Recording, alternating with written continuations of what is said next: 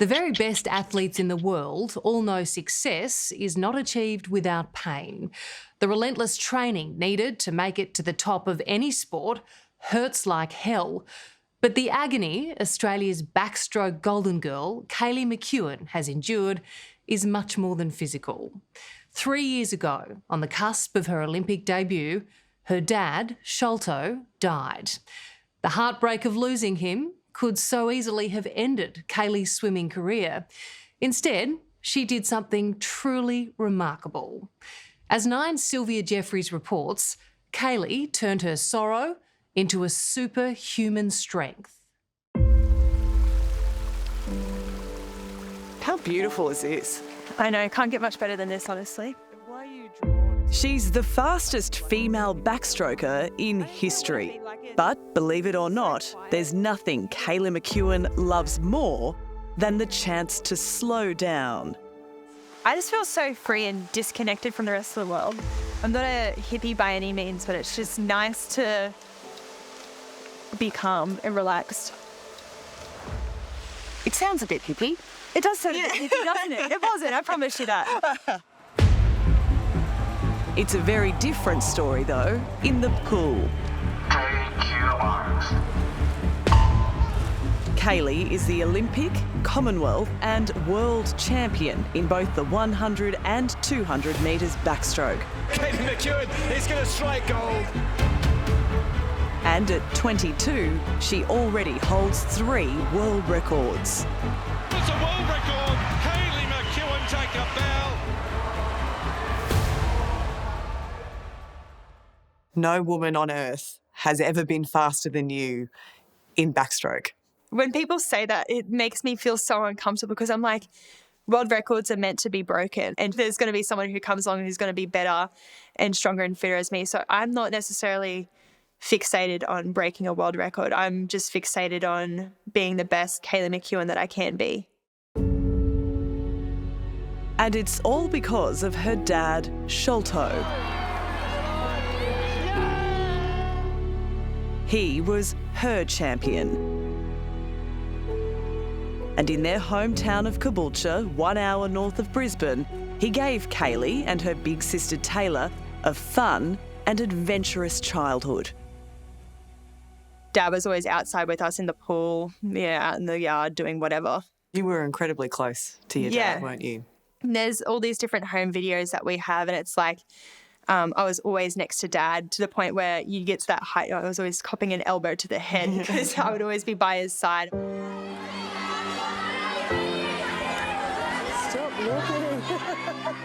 Sholto was behind the camera at every junior swim meet, cheering Kaylee on with her mum, Sharon. Her coach in the early stages had said, I've come across a thoroughbred. You don't get many thoroughbreds. I never dreamed about going to the Olympics. Even, winning my age group, I was like, I'm a girl from Caboolture. No one's in Caboolture,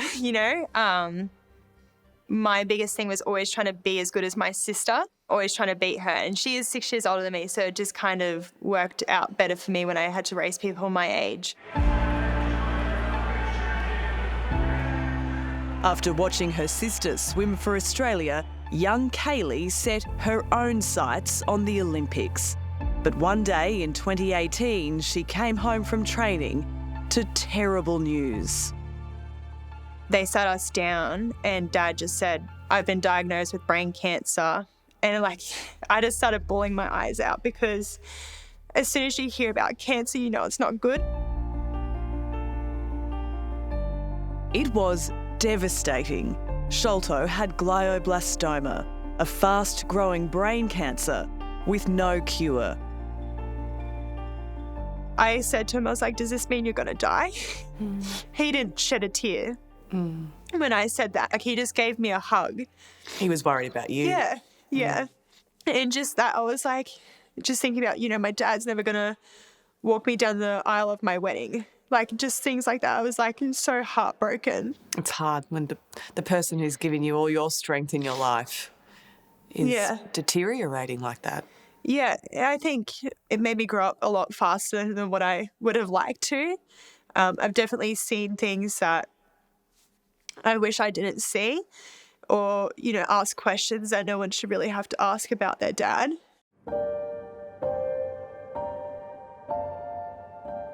It's hard yakka, but he wouldn't want us to be miserable, and he would always want us to, move on. In August 2020, Sholto died. Take your marks. Underway the 200 backstroke for women. But despite her pain, Kaylee took his advice. Instead of being defeated by her loss, she was driven by it. And the result was extraordinary. So Kaylee McKeown, she's back in that world record line right now. 10 months after Sholto's death at the Olympic trials, Kaylee won a ticket to Tokyo and a spot in history, breaking her first world record. Doing it for Dad, she's off to Tokyo in another individual swim. New world record, Kaylee McKeown. With that behind me and doing that tonight, I think he'd be really proud. And was he with you in that last 15 metres? Oh, he better have been, because it hurt a lot. The second Australian into this final is Kaylee McKeown, the world record And holder. when Kaylee got to Tokyo in 2021, she called on her dad again. He was all of my motivation. I remember sitting on pool deck before my 100 backstroke final, and I just kind of sat at the end and I just said to myself, I was like, Dad, if you're with me, be with me. And that's all I said.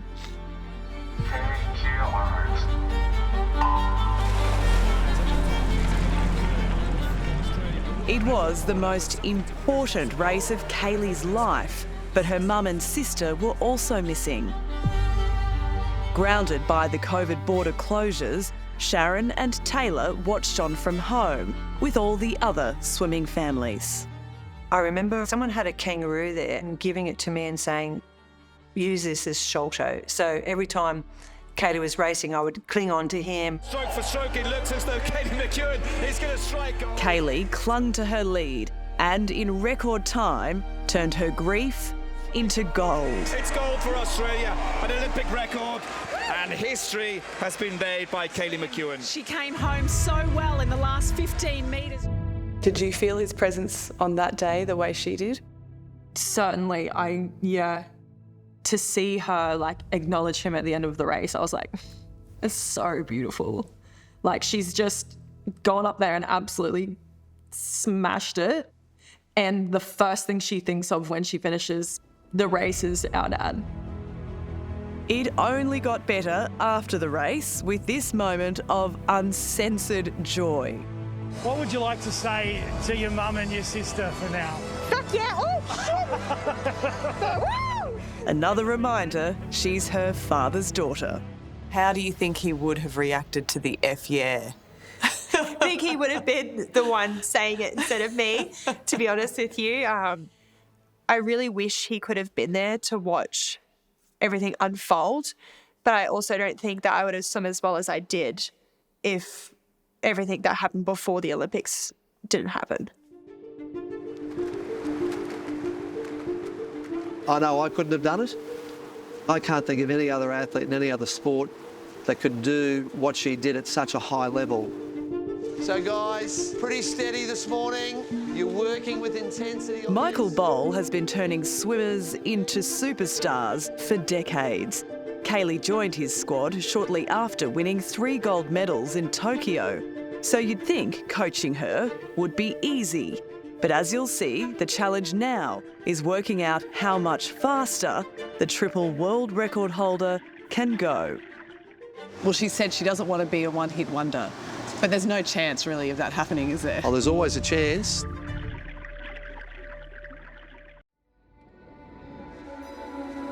When you're an Olympic champion, there are hardly any days off. And Kaylee McKeown is determined to make this one count. She's out in the Queensland sun doing what her dad loved. You never know when it's going to be the last day. Sounds grim, but it's pretty true. Yeah. What do you miss most about him? I just miss his presence. He had no idea what my PBs were. He was just happy to see me swim and see me happy. Kaylee's father, Sholto, died of brain cancer 3 years ago. It was a devastating loss just months before her Olympic debut. But using him as her motivation, Kaylee powered on and won 3 gold medals. Kaylee McKeown is going to strike gold for Australia. I never thought like this little kid running around barefoot everywhere was going to stand up on an Olympic podium. Kaylee's triumph was inspirational, and it meant even more because she got to share it with her childhood hero, Emily Seebohm, a veteran of the sport who was thrilled to win bronze at her 4th Olympics. I had idolised Emily growing up, and I thought it was so cool to, finally get to that Olympic level and be in the same race as her. I think it was like one of the most insane moments because like I was just so happy to be able to get back to there, to be at the Olympics, to be racing Kaylee. Like she's the best in the world, and like there's no better feeling than like being up there with the best. Realising this could be her last Olympics, Emily was happy to break protocol to make a memorable moment with her teammate, presenting Kaylee with her gold medal. Well, this is pretty special. They won't like it in bureaucratic circles, I'm guessing. But, Little did Emily know, Kaylee was about to return the favour, bringing her up to the winner's podium. As we hear the national anthem. A lot of people work their whole lives towards a gold medal moment and wouldn't want to share a podium in that moment. Why did you want to share that with Emily? I think it just made it special, being able to stand on the same dais, singing the national anthem, looking at the pool, recognising how hard we have trained to get to where we are. It's just such a cool reflection. I think you get to a point where it's like you're not really doing it for like the stats and stuff like that. You're just doing it because it's what you love to do. It's your passion. Kaylee also had her boyfriend, Brendan Smith, by her side at her first Olympics. So, Brendan, when did you two meet? Do you remember?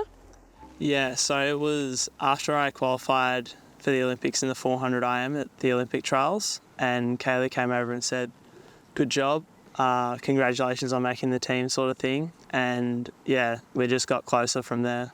So was that you making a move, Kaylee? Yeah. I'm not even going to try and lie about that. And what did you first notice about her?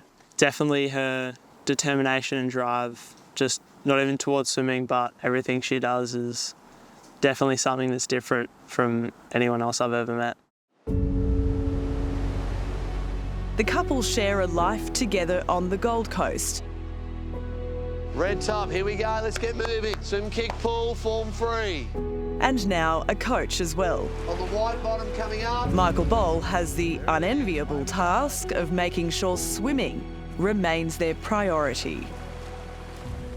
One of the first things I did was sit them down together and just say, look, both of your goals are Paris, and I've seen it before in squads. And when sort of relationships go separate, it can be a little bit ugly. It's not good for the other team members, it's not good for me, and it's not good for Kaylee and Brendan. So they've got to manage that relationship. They've done it well so far, and we hope that's the case for the next 11 months, and I don't care what happens after that. Not really. But Bowen, you are absolutely murdering that. Bowley, as he's affectionately known, runs a star-studded squad with several champions, and he believes Kaylee's best is still ahead of her. She said she doesn't want to be a one-hit wonder, but there's no chance really of that happening, is there? Oh, there's always a chance. It's not enough to have the success she had last time. She wants more. She's probably one of the most focused, high demand of herself and her teammates, athletes that I've ever coached. How does that play out in the squad dynamic? It can get a little bit testy at times. We might do a 400 warm-up, and off every wall we might say, take 8 kicks. After 100 metres, she'll stop and she'll say, that person over there is only taking 5, that person's taking 4. She's dobbing them in. So I've got to, Kaylee, forget about them. They're not going to help your result in Paris. Focus on what you've got to do. It's a good problem, but you've just got to manage it. A few birdies have told me now that you dob in some of the other swimmers when they're slacking off a bit. I wouldn't say dog, but it's point them out. Yeah. It's so frustrating to me. At the end of the day, I am trying to bring out the best in the people around me, and I hope one day that people can actually reflect on that and see that I'm not just being this big meanie trying to pick on them. I'm actually trying to make them the best athlete that they can be. 130, 125. It might not mean much to non-swimmers, but every female backstroker has the same elusive goal. I would love to be the first woman to go under the 57 mark. It's something that Bowley keeps whispering in my ear, like, you could really do this. Swimming 100 metres in less than 57 seconds will take sacrifice. Kaylee's at the pool 6 days a week and has no time for a job. It means any help from sponsors is gratefully received. It was the most successful meet that Australia's ever had in history. And it makes for a hectic life for a 22-year-old, with more pressure than most of us could handle. We got World Cups that are in Athens, Berlin and Budapest, so that'll be nice being over in Europe. I'm going to expose you, but he puts food in his mouth. But win or lose, Kaylee knows some things will never change. We're very much not bogan. Yeah, we're pretty bogan. I'm not going to lie. She'll always have her family to keep her grounded and the memory of her dad to keep her going. Tell me about the tattoo on your foot. After his passing, I was like, why? I just got so angry with the world. Like, why are you rocking up to training if you're not going to give 100%? Like, you could die tomorrow. And something that he always said to Mum was, I'll always be with you. And I thought, what better way? Because when I get down on the blocks, I'm always staring at my feet, or when I'm getting up to set for a backstroke, so I'm always looking at my foot. It's another reminder of Dad. Yeah. Every time you take off. Yeah, exactly.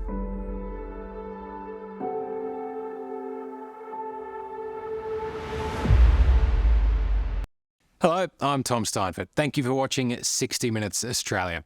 Subscribe to our channel now for brand new stories and exclusive clips every week. And don't miss out on our extra minutes segments and full episodes of 60 Minutes, which are on 9now.com.au and the 9Now app.